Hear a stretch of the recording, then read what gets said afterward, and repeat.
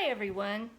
Well, this recipe is another one from down memory lane. So when I was a kid, I grew up in San Antonio, Texas, and Mexican food is something we ate just as much as Southern food or anything else. We loved our Tex-Mex, and we still do. One of the things, we had enchiladas a lot. It was a fairly inexpensive meal for us, and we just loved it. Well, my grandma loved enchiladas too, only she called them enchilalies. And that, to the day she died, I think it was still one of her favorites. So I have taken the recipe that we always used for rolled enchiladas, and we made cheese and onion enchiladas. But I changed it up to make it a quick meal, and it doesn't take as big a mess or time as making the rolled enchiladas. So I call this Enchalalies for my grandma. So here it goes. It's very simple, but one of the key ingredients, at least to me, is Wolf brand chili, no beans. No beans. Texas chili doesn't have beans. It came from the chili queens in Alamo Plaza in San Antonio. They would go out there and make chili in big pots and sell it to the cowboys in the plaza. So it was also made out on the range in the chuck wagons, but Texas chili, no beans. It's meat. There's no tomatoes. It's just chilies. It's so good. So I went to San Antonio in March to visit my mother, and I brought back 3 cases of Wolf brand chili because this to me is what made our enchiladas. You can use whatever chili or enchilada sauce you want. To me, this is the way we made it. So I'm gonna take this chili and add some water to it because I need it thinned out for this recipe. So I'm gonna do that.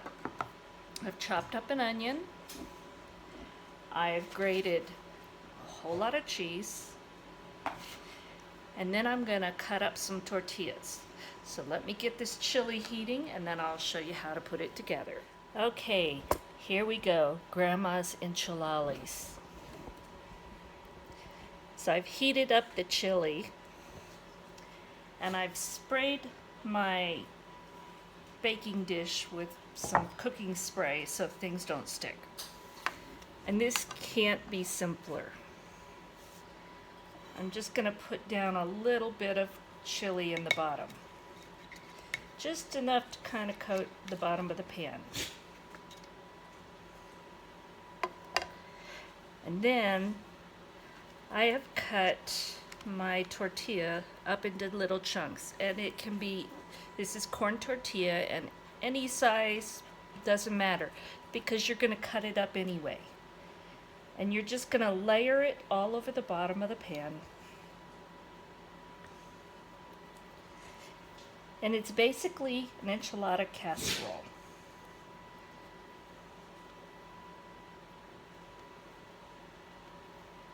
But believe me, this is so much cleaner and neater than it is to make rolled enchiladas. That gets pretty messy. So I'm just going to put a little bit more chili on top. And I've thinned this down quite a bit. And the reason I've done that is because the tortillas have not been cooked. And they're going to absorb some moisture. And so you want to make sure that you have plenty of moisture in there. And then you just start layering. So you put in cheese. And I'm going to use a lot of cheese in this because that's what we love. But do it however you like it. And we love a lot of onions. So we're just going to put those on top. And then we're going to repeat. And just do this till you've used up your chili and all your different ingredients. And there is no rhyme or reason. Just put it in there.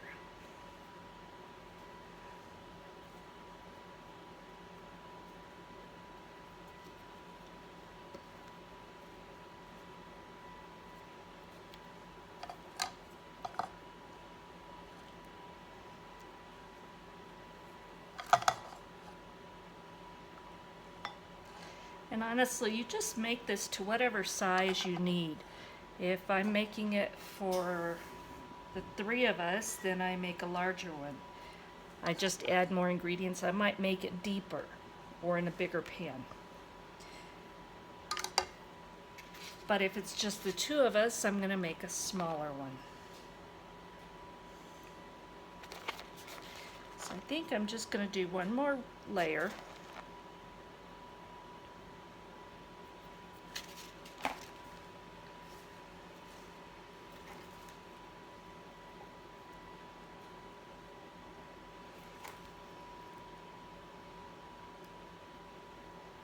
Okay.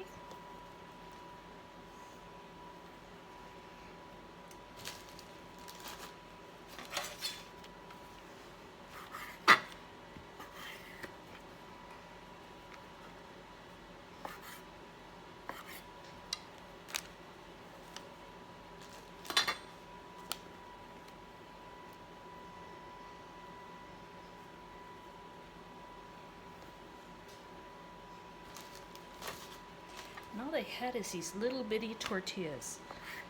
It's pretty weird.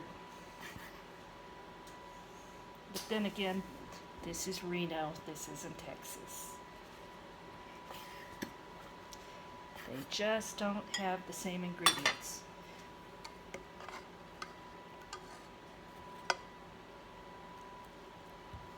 And I think I'm just going to pour the rest of this on top.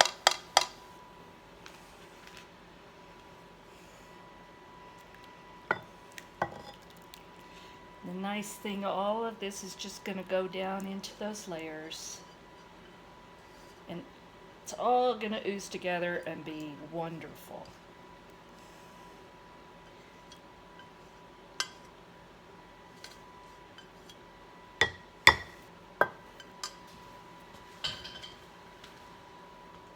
Okay, now I'm going to put the onions on first.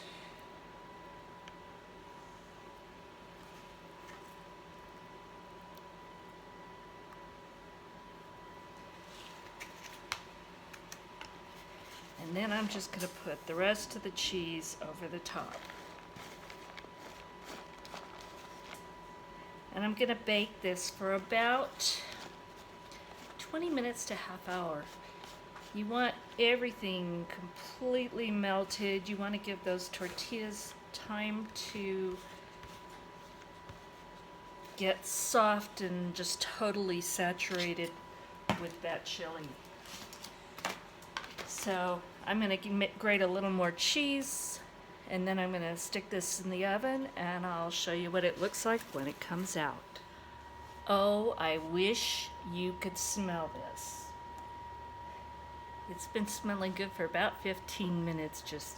It drew Brian out of his office. It's wonderful. So this is just, to me, this is a childhood memory. We made rolled enchiladas when I was a child, but this has all the flavors, has all the taste, all the aromas, and it just takes me back. So this is worth hauling 3 dozen cans of chili back from San Antonio. So I am going to dish it up.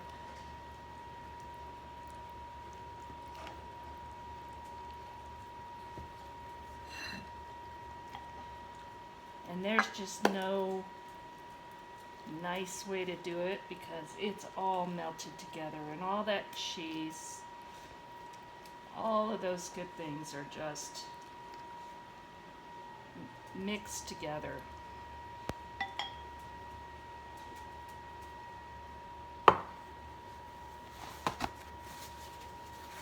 And boy, is it messy. But you know what? Sometimes messy is good. And we didn't do this so much as a child. Usually we had Spanish rice and pinto beans with it, or refried beans, same thing. But the way I make it now, because this is pretty much our whole meal, I like to put some lettuce on top and some avocado.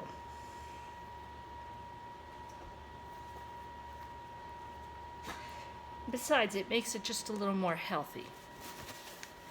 And then a little bit of my homemade salsa that I canned this summer.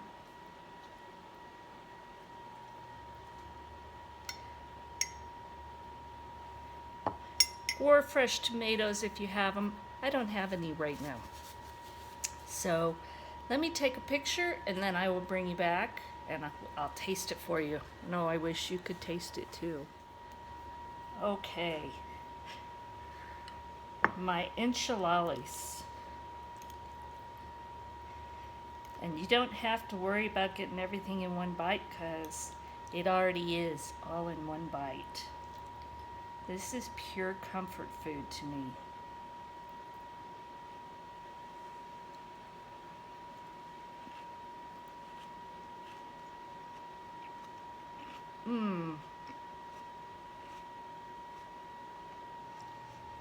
I love this so much. You get all the flavors in every bite, and it's just homemade melty goodness using a can of chili. So I hope you can try this. If you can't get Wolf Brand chili, try whatever you have. But this is just such a filling, comforting meal and just takes me back to my childhood. And this is for you, Grandma. Love you. I hope you enjoyed this. And if you have memories from your childhood, what reminds you of home?